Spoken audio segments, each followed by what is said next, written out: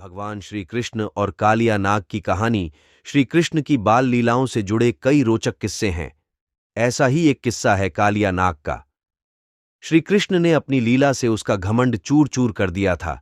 तो चलो यही कहानी सुनते हैं। यह बात तब की है जब यशोदा के लल्ला कन्हैया गोकुल में रहा करते थे।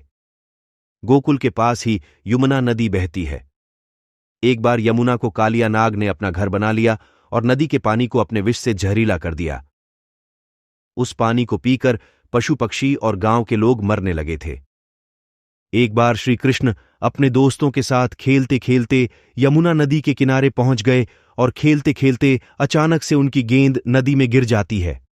अब यमुना नदी के पानी और उसमें रहने वाले कालिया नाग के बारे में सभी को मालूम था, इसलिए मौत के डर से कोई भी नदी में जाने को तैयार नहीं हुआ।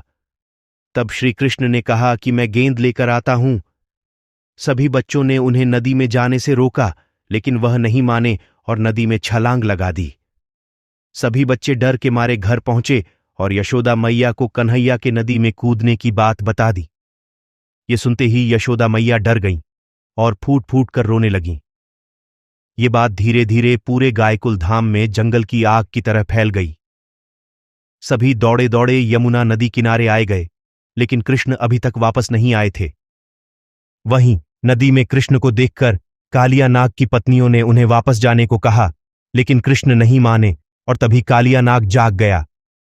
कृष्ण ने कालिया नाग को यमुना नदी छोड़ने का आदेश दिया, लेकिन कालिया नाग ने मना कर दिया और कृष्ण को मारने के इरादे से उन पर हमला कर दिया। कृष्ण और कालिया नाग की जोरदार लड़ाई हुई। कुछ समय के बाद कालिया नाग हार गया और कृष्ण उसके फन पर नाचने लगे। कालिया नाग थकने के बाद कृष्ण से अपने प्राण बचाने के लिए प्रार्थना करने लगा। तब कृष्ण ने उसे अपने स्थान पर वापस जाने को कहा। कालिया ने कहा कि